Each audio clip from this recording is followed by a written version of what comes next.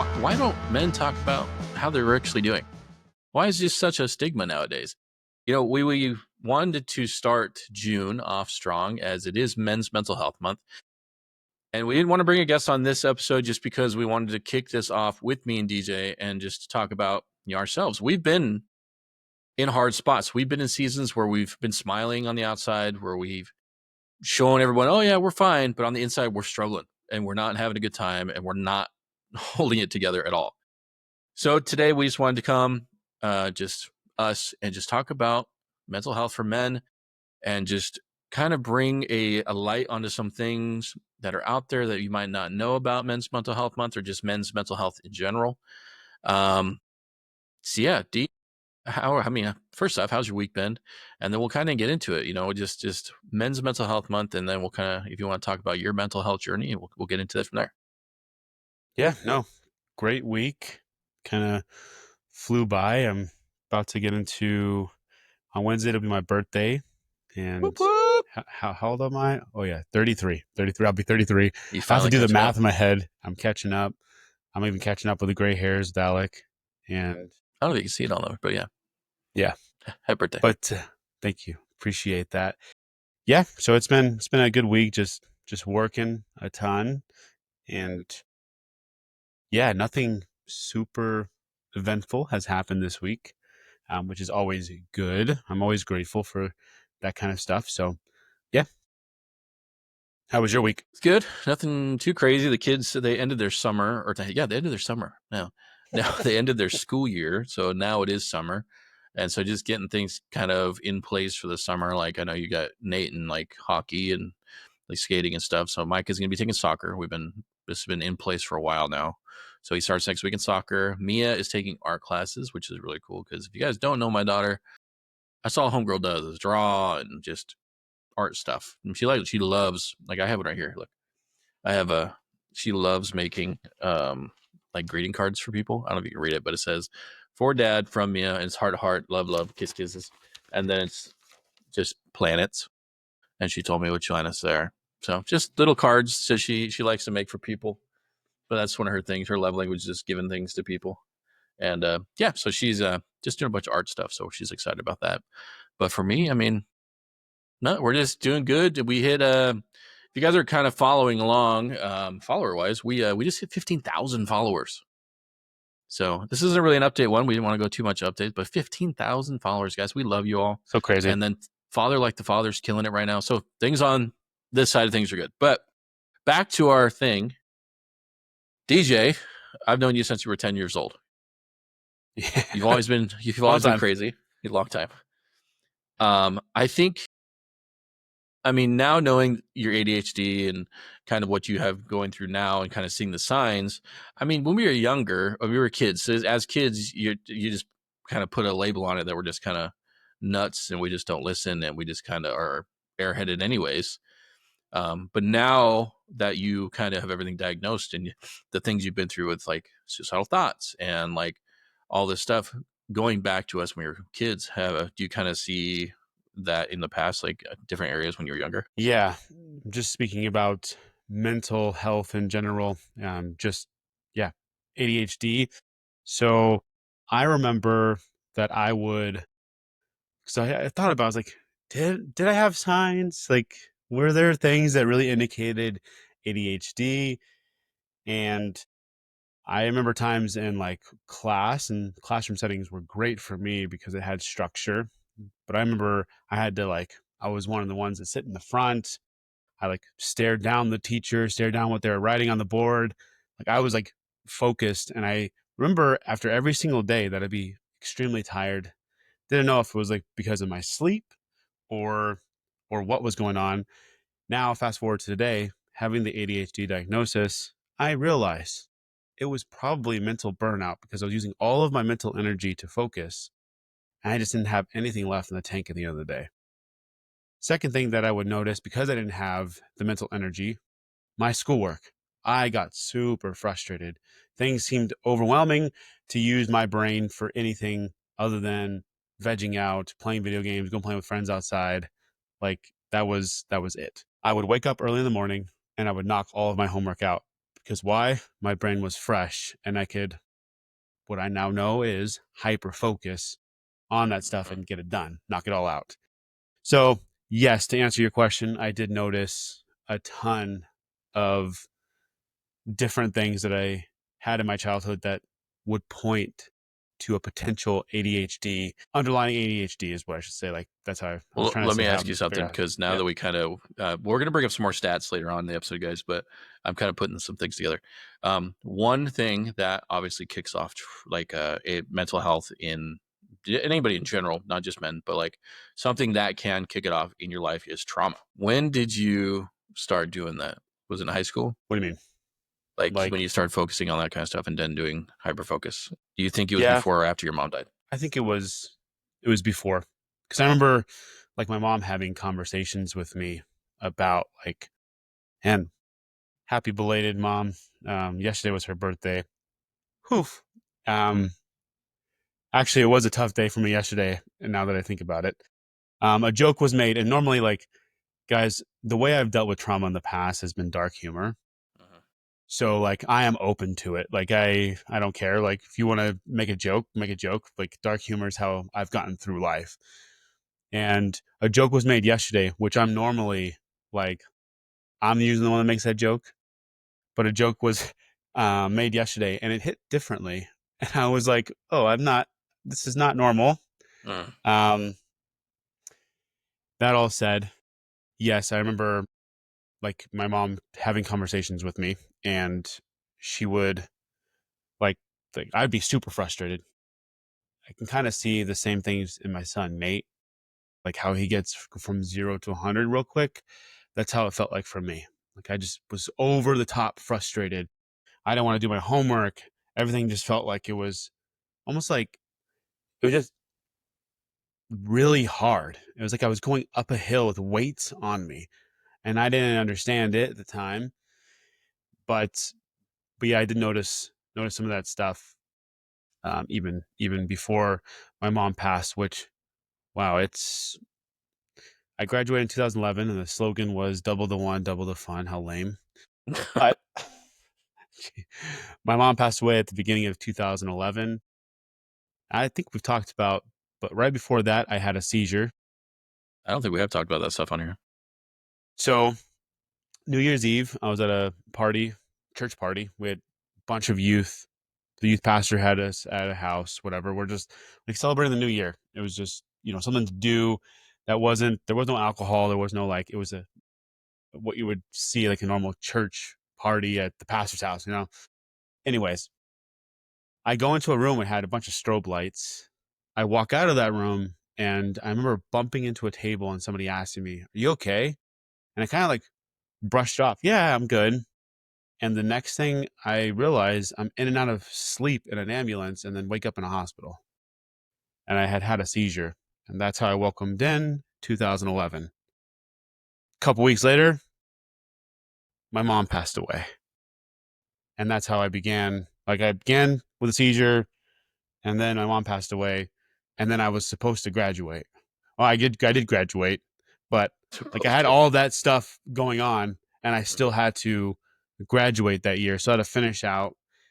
And this is why it's so important to reach out to people. My orchestra teacher thought that I had missed the exam because of like a distant relative that passed away, and we had to go to their funeral. When he found out that it was my mom, I remember like this sticks with me because he cared enough to own up, and he saw me sitting or standing by myself in the hallway at school on a lunch break, and he came by and he's like, "Hey, I just heard that it was your mom that passed away." He just let me know like, if I need to talk to anybody or if I want to get back into orchestra because I had quit at that point. I didn't go back to orchestra, but it made the world of difference for somebody to care, somebody to see right through the crap. Because when I was at church, my mom just passed away. I went to church like nothing happened. And I know that we're going to talk about this and like why men feel the need to not express things. But I remember I went to church as if everything was fine, that my mom didn't pass away. And people would ask me, man, you're handling this really well. And the inside, I was falling apart. And still to this day, I'm dealing with the repercussions of not handling the hurt, the deep, deep hurt. I let myself cry, like really cry at the hospital when she passed away. So just kind of give you context. She was really sick up until this point. We called the ambulance because she wasn't feeling well at all. And so the ambulance took her to the hospital, and within 24 hours, she was in a coma. And then the following day, we're sitting in the waiting room of the ICU, and we hear her room number in code blue, which means they lost the pulse. We rush over there. We had we could put her on our ventilator, or we could just, you know, say our goodbyes. And so I remember my brother Bobby, he hugged me, and I completely lost it. Just all the emotions came flooding out. But from that point on, I didn't want to feel that hurt anymore.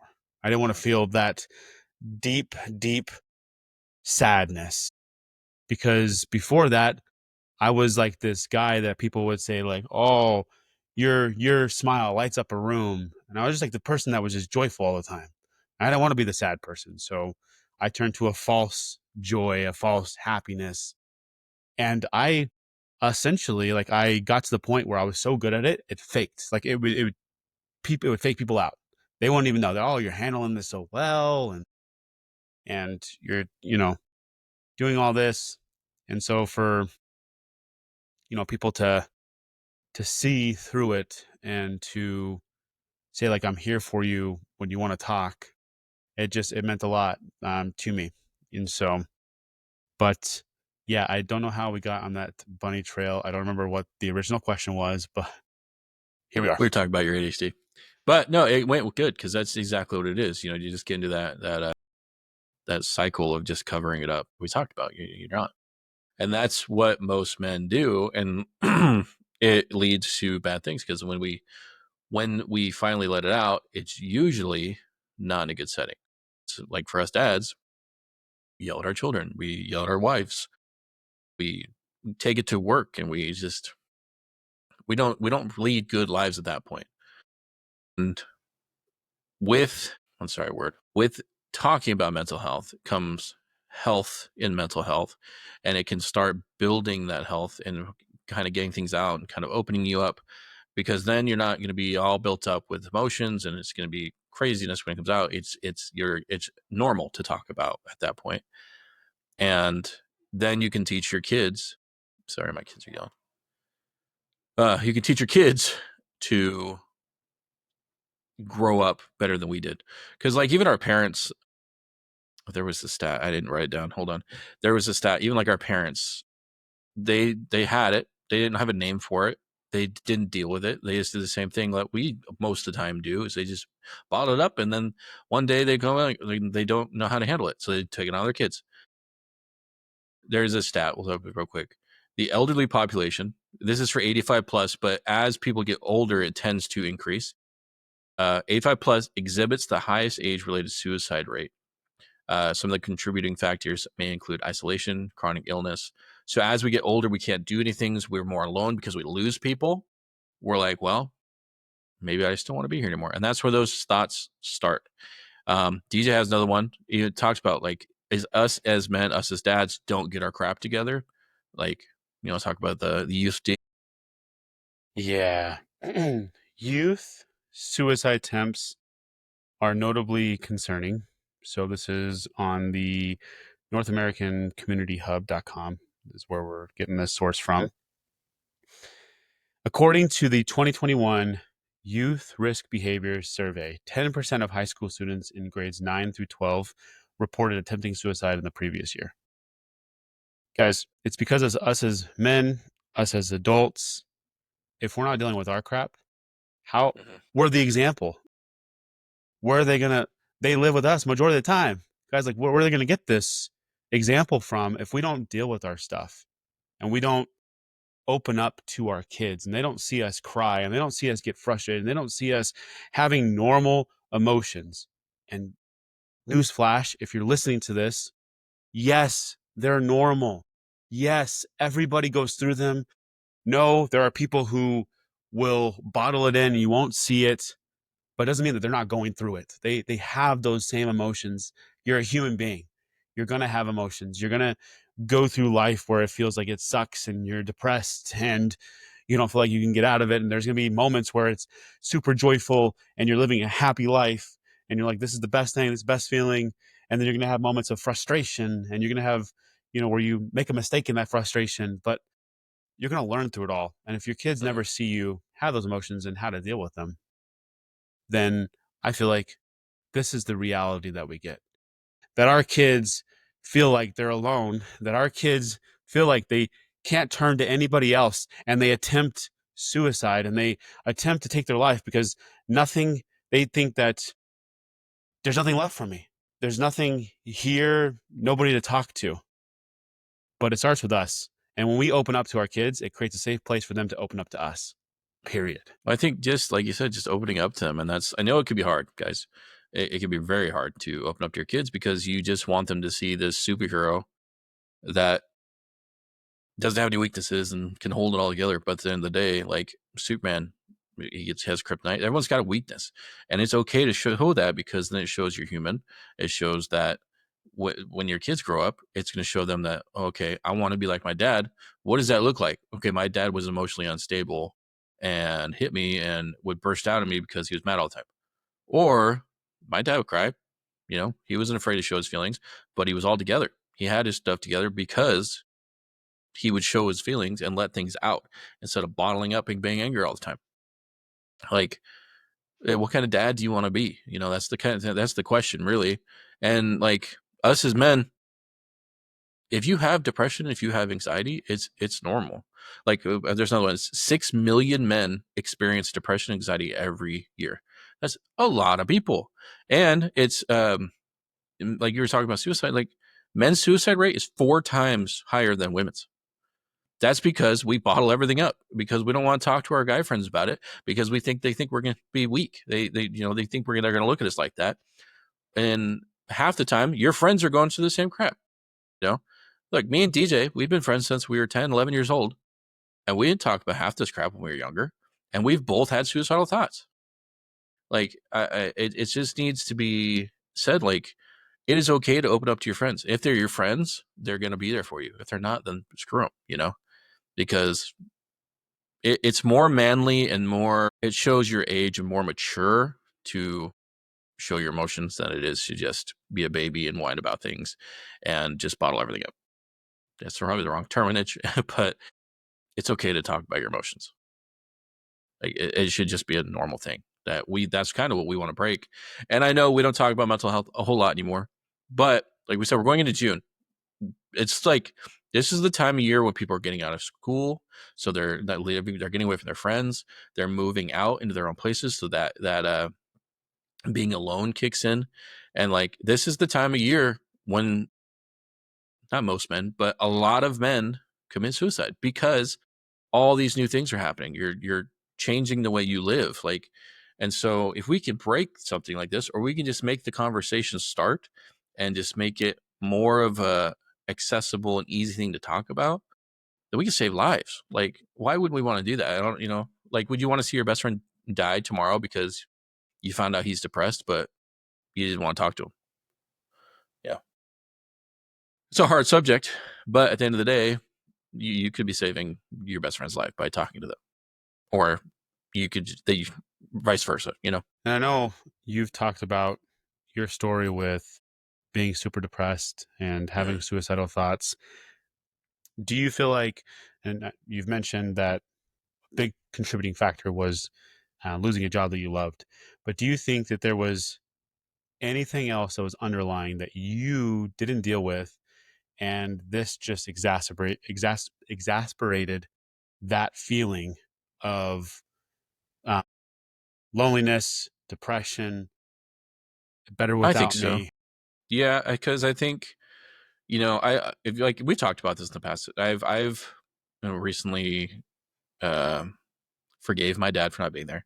I had my stepdad, awesome dad, but being younger, you don't see your stepdads there, cool, but like my dad, my biological father, who helped bring me into this world, you just feel like you're not wanted. And so we've talked about in the past, like I think that's what has driven a lot of my stuff is that loneliness. Cause even with I used to house sit a lot when we were in high school, and I would ask my parents, "Hey, is it okay if I come home?" Like that shouldn't be a thing. Not that they would ever not let me come home, but it's that I need the acceptance kind of thing. And so I've always kind of again, I think that's what was with the work too. I was very accepted there. Um, People liked having me around. It was just a group of people, and like then having none of it. And I think that's why I've jumped onto the church thing a lot now, just because with Eric and Pastor Joe, like I'm very accepting about just, hey, this is Alec, he's there with us. So we all want that in life, and I think that could be the underlying thing. Is I just felt like, Dad, if you are listening to this, I always felt like I was not wanted. And it's a little thing. You don't think it's going to be a big thing, but going into fatherhood and going into like an adult and like get not made fun of, but like people think it's weird that I don't like sports, but my dad loves sports. But he never taught me all this stuff, you know. So it's like I don't give care. I could give two craps about sports, but I think that's what it could be partially too. Is just because you lose that and you just feel like the same thing. You're just tossed to the side again, and no one wants you. So yeah, and it just all gathers up and builds up and builds up, and then it finally comes up out in a negative way because I didn't deal with any of it. Yeah, that's I forget what I was gonna say. Man, oh man, I should have wrote that down. But no, that's it's good to kind of start to realize some of this and to realize how important community is regardless. Like you'll probably feel this pull. So let's say, you're starting to feel depressed. You'll feel like almost like this gravity pull that says, be alone, pull Mm-hmm. back from everybody, sleep in, don't talk to nobody, don't do anything. And it's going to feel like you're going the complete opposite way of what your body wants to do. But I'm telling you, and this is the reason we created Rooted in Brotherhood, we want you to not do that. We want you to lean into the community. Because when you lean into it, you realize how everything like you see that other guys have gone through it and they've gotten to the light where you don't see the light right now. And it gives you that little bit of hope because when you have a little bit of hope in your life, you can see yourself going through and pushing through. Mm-hmm. Another thing that I want you to do as hard as it is, like it's it's gonna rock you. But go listen to the Danny Bates episode that we have. Her former husband died by suicide. And she has a video out there, actually, if you want to look it up, where her daughter is just saying, I want daddy, I want daddy. And like the reality is, she's never going to have him because maybe he didn't realize that instead of pulling back, you needed to lean in and get the community aspect. So think about your kids, think about what you're going to leave behind. Because I thought about this constantly, and this is probably the reason I'm still here, is what's going to happen to the people around me if I decide to give in to this desire to not want to be here and I take my own life and I die by suicide. What's it going to look like? And what's it going to look like for the little human beings that I'm leaving behind? Like they love me and I know this and I see them and they give me hugs and it would break my heart that they'd have to live with this emptiness that I left with them. And so just those two things, lean in a community, guys. We're here for you. Like that is why we're doing this. And it's great to hear when guys actually reach out to us and say, like, look, your podcast is doing great for me. And, it's helped me to become a better dad. It's helped me to get through things because guys, I'm telling you, we've all been through similar things. It may not look exactly the same. We've been through similar crap and we can help each other get out of that. Yeah. So I mean, we've been pushing it hard, Rooted, because we just want to build that community. Because if there was, Danny talked about it in the episode, like if he would have known all the people out there going through the same stuff as him, or if he would have known that all these people loved him and wouldn't have wanted him to do it, it might have changed things. But once it happens, I mean, there's nothing we can do to go back and fix things. Rooted is for, it's not just for mental health. It's if you need a place to get away from your kids for 5 minutes, come talk to us. We're in there. We're always checking it. If you want to talk to other men, you don't have to talk to me, DJ. You might think we're the stupidest guys on the planet. It's fine. But there's other guys in there to talk to. And just come check it out and hang out, and just, it's a place for you to feel safe and secure, and know that you're a place with other guys who are there to talk to you about emotions and be open, and just fatherhood. Like, if you have questions about dadhood, like, we're all going through the same crap. So shameless plug for Rooted in Brotherhood. But yeah, this is a heavy episode, y'all. This is what's going to be like. We're going into this month with that mindset that, I mean, mental health is a heavy topic. Suicide is a heavy topic. Well, for the longest time, you could not get me to say suicide. I would always beat around the bush. I'm going to off myself, or I was going to say goodbye. Stupid stuff like that. But it's something that needs to be said. It's kind of like saying Voldemort. Like, no one wants to say his name because they don't want to speak it into existence, but it's there. It's right there in their faces. You have to talk about it, y'all. And it's a big thing in our society that we want to break. And it's only going to be broken with conversation and talking about it. Because when it doesn't get talked about is when it's strongest. So that's this month, guys. It's June. It's Men's Mental Health Month. We're going to go all in on this. It's mental health. Mental health. Let's do this. We can break it. We can talk more about it. We're going to bring people on. There are going to be guests on here about it, talking about this month. I can't speak, but we're here for you. Even in the comments, leave comments. You guys need to talk to us. Let's do it. Like, honestly, if you're not feeling good, we will talk to you. We can figure something out. Let's meet up. I'm in California. DJ's in Vegas. Let's talk. Let's chat. We love you guys. That's why we do this podcast. That's what this podcast was worked out for me and DJ, just to vent about crap and talk about our lives. And that's what we're doing. Let's listen to you vent too. We're here for you guys. Yeah. Yeah. Love you guys. The one thing I will leave, something that Alec and I have been talking about, is because we know people are listening from, multiple different places. We've had people in different countries come onto our podcast and talk. Yep. So everybody's everywhere. We want to create a virtual community. And that's kind of what Rooted Brotherhood is.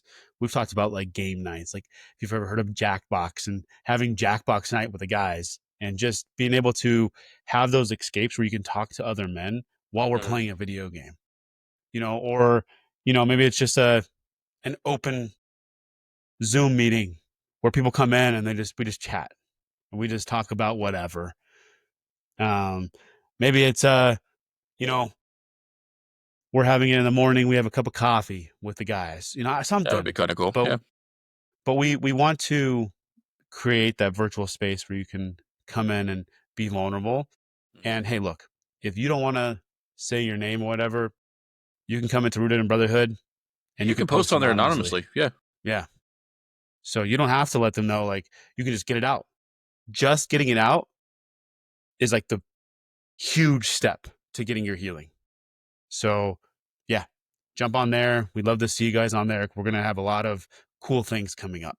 If you want to join, by the way, the link is below on everything. So you can just click that link. It takes to the Facebook page. I'll let you in. Yeah. Anyways, we're going to wrap this episode up. We love you guys. We're here for you. We hope you're enjoying everything. Like, I know it's going to be a hard month, but we're here for you. So we'll see you guys in the next one. We love you. D, see you in the next one, bud. Peace.